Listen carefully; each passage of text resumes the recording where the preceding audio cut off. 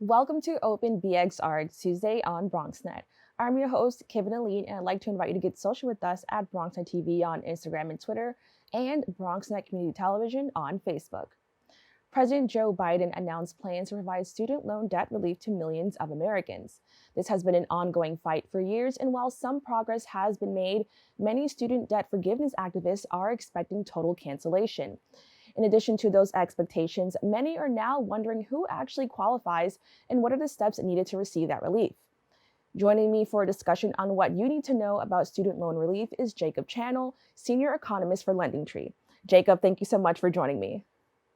Thanks for having me. Now, many of us know that Biden plans to forgive up to $10,000 to $20,000 in student debt. Can you explain who actually qualifies for this forgiveness? Yeah, so generally speaking, the people who qualify for this forgiveness are individuals who earn $125,000 a year or less, or couples filing jointly who earn $250,000 less and have a publicly backed student loan. In other words, people outside of that income threshold, for example, somebody who makes $130,000 a year and has a private student loan, wouldn't qualify for this forgiveness. So I think based on the administration's count, that means there's somewhere around 40-some million people across the country who could potentially qualify for forgiveness. Now, I think a key term is up to. I like to think about this also when I go shopping. It's like that up to is a very important term. How are they determining who will receive a full $10,000 or a full $20,000? Sure. So pretty much everyone who falls into those categories that I mentioned before, i.e., makes an income within those certain requirements, and who has a publicly backed student loan, should qualify for $10,000 worth of forgiveness. Now, the caveat is that that number could go up to $20,000 of forgiveness, so an additional $10,000 of forgiveness, if the borrower qualified for and received a Pell grant at some point during their collegiate career. So if you don't know if you got a Pell grant, what you should really be doing right now is logging into studentaid.gov because that'll give you information on not only what kind of loans you took out, but also what kind of grants from the government you received, like Pell grants. And can you actually talk a little bit more about Pell grants? Like, what are they, and why are they receiving that extra $10,000? Yeah, so like the name implies, a Pell grant is a grant. So it's not a loan, it's money that the government can give to you that you don't have to pay back, and you can use it to pay for college. The reason why the administration is specifically targeting Pell Grant recipients is because, generally speaking, Pell Grants go to lower income families. I think that the average income for a family who has a Pell Grant recipient in it is somewhere around $60,000 or so dollars, so that'll vary from place to place. But nonetheless, what this is an attempt from the Biden administration to say, hey, look, we really want to target the student loan forgiveness to people who need it most, and often those are people who come from lower income families. Now, can you briefly just talk about that for a little bit? Because I know you highlighted that, student loans for people in lower income areas. It may be more of a challenge. Can you briefly talk about that?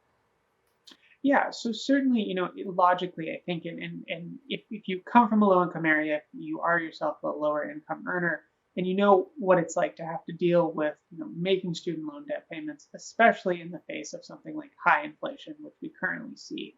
I think you know firsthand just how difficult it can be to deal with excess debt, like from a student loan. And I think that the Biden administration kind of had that in mind. So what they want to do is look at people who need this forgiveness the most. One of the common sort of critiques of this kind of forgiveness is that it's going to benefit wealthy people, but this seems like an attempt to make that not really the case. So if you do come from a lower income family, if you yourself own a lower income, and you received a Pell Grant in the past, then this is certainly a really good opportunity for you to get even more student loan forgiveness than what you might have otherwise received. Now, on September 29th, it was announced that the Biden administration had made some changes on who qualifies for the one-time loan forgiveness. Could you clarify or just talk about what some of those changes were? Yeah, so for the vast majority of borrowers, the changes that the Biden administration made probably aren't going to be a particularly big deal. In essence, what they did was they made two types of loans, the Perkins loan and the FFEL, or Federal Family Education Loan, they made those no longer eligible for a student loan forgiveness. Those are kind of unique loans in that they're technically private loans, but they may be owned by the federal government. The reason why, and the administration didn't come out and say this in this exact phrasing. However, the likely reason why this change came to be was because we're now seeing lawsuits from a handful of states saying that student loan debt forgiveness is unconstitutional, it's illegal, they're trying to stop it. And one of the arguments they're making is that it could negatively impact private loan issuers. So the federal government is trying to do everything it can to ensure that that line of logic doesn't go anywhere, and that federal and that private student loan issuers aren't going to be impacted by this blanket forgiveness from the federal government. Wow, thank you so much for clarifying that, because I kind of had no idea that like so many people or so many other people were against this for that reason. Yeah, and the other thing I'll add too is that I believe, and it could be a little bit off on this number, but I think only about fewer than 800,000 people are going to be directly impacted by this latest change when it comes to the Perkins loans or the FFEL loans. So that's certainly nothing to sneeze at. That's certainly a lot of people, and it is unfortunate for them that they'll no longer be included in this forgiveness. With that said, like I mentioned earlier, potentially tens of millions of people stand to benefit from student loan debt forgiveness. So, ultimately, this is one of those instances where the administration is really just trying to do everything it can to ensure that this is not caught up in court forever and a day, and that people actually do get the forgiveness that they were promised. Now, will there be different requirements for graduate versus undergraduate loans? So at the moment, it seems like there won't be. Just so long as those loans are, again, direct loans from the federal government, they're not private loans, and the person who has those loans makes, if they're an individual, like I said earlier, $125,000 a year or less, or a couple filing jointly $250,000 less. It seems like all of your loans, just so long, again, as they're backed by the federal government, will be subject to this forgiveness. Now, the only caveat to add there is that this is an opt-in process. So do remember that for the vast majority of people, this forgiveness isn't going to be automatic, regardless of whether or not you've got a graduate or an undergraduate loan. So you will need to fill out the application for forgiveness. But even if you've got a lot of graduate loans and not a lot of undergraduate loans, you should still qualify. So I'm really glad that you brought that up, because that was one of my questions. I wanted to know, was it going to be like this automatic thing? And you mentioned that there is an application, is it out yet? Are people able to access it? Can you talk a little bit more about that? Yeah, so the application isn't out right this minute. The Biden administration said that it will come out in early October. So any day now, hopefully. But, so as a result, we do kind of have to keep our eyes peeled and just wait for official announcement from the Biden administration, from the Department of Education, so that we all know, when the application's out. And as soon as it comes out, I would encourage everyone to just try to fill it out and apply for it immediately. The Biden administration said that it's probably not going to be super labor intensive. They're trying to keep it relatively short. I know it's a pain to have to fill out these kind of forms, but when you could potentially get $10,000 or $20,000 worth of forgiveness out of it, I think it's worth it. To answer the other question about whether or not this will be automatic, and to talk a little bit more about that, initially there was some thought that people who are on income-driven repayment plans, because they already have their tax filing information, their income information on file with the Department of Education, there was some thought initially that they would automatically be given student loan forgiveness. However, like I said earlier, because we're now seeing some lawsuits regarding student loan forgiveness, and some people are saying that they don't want to be automatically enrolled, that they would be negatively impacted if they automatically receive student loan forgiveness, it seems like now that might not necessarily be the case. And certainly in either case, there will always be an opt-out option. So if you are in a position where you could qualify for student loan debt forgiveness, but you don't want it for some reason, then you can always opt out. So do remember that as we go forward. Now, seeing that we're based in New York, I think it would be really interesting to talk about how the average amount of student loan debt can differ depending on location. Can you actually talk about what you found? Yeah, so nationwide, the average student loan debt is somewhere around $36.6 thousand. per borrower. So almost 40 grand, give or take.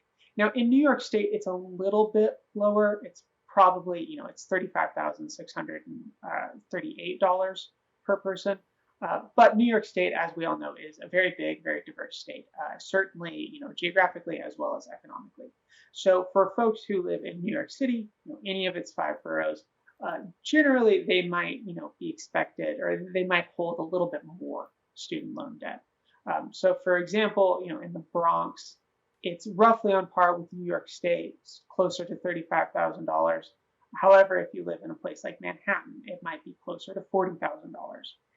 So certainly your student loan debt burden will vary from place to place. But, again, what's really important is that no matter where you are, for the most part, $10,000 to $20,000 worth of forgiveness is going to be a really significant part of your loan. Yes, there are some people who have six figures worth of student loan debt, who have a lot of student loan debt. But the reality is unfortunately, thankfully, most people don't have that amount of debt. And so potentially, even $10,000 worth of forgiveness could wipe out about a third of your loan, kind of just like that. Now, can you just talk about why you think people should prepare to, deal with payments despite this forgiveness? Yeah, so like we've been talking about, there's a finite amount of forgiveness that's being offered, that $10,000 to $20,000 figure. And like I just said, most people, for example, nationwide and also in New York State, have more than $20,000 worth of student loan debt. So as a result, there is a chance that even after this forgiveness, and this won't be the case for everyone, but for a lot of people, they'll have some money left over that they still owe. So right now, the student loan payment pause, which has been in effect since March 2020, is still in effect. However, that's set to expire on December 31st, 2022, so this year. And as a result, when January comes around, people will be expected to start making their payments again. So even if you have a smaller balance after you got forgiveness, there may still be some money left over and you will be expected to pay that money. And as a result, you should really start budgeting right now and saying to yourself, okay, let's say I get $10,000 for forgiveness, I'll have $20,000 left over, which means my payment will be $200 or $300 a month, and I'm going to budget for that accordingly. The last thing you want to do, especially after the holidays, is be caught off guard by a new bill from your student loan servicer saying, hey, guess what, you owe us money again. So just, be wary, be vigilant of that, because like I said, the last thing you want to do is be caught off guard by it. All right, Jacob, thank you so much for joining me. Thank you. We'll be right back with more Open BxRx Tuesday.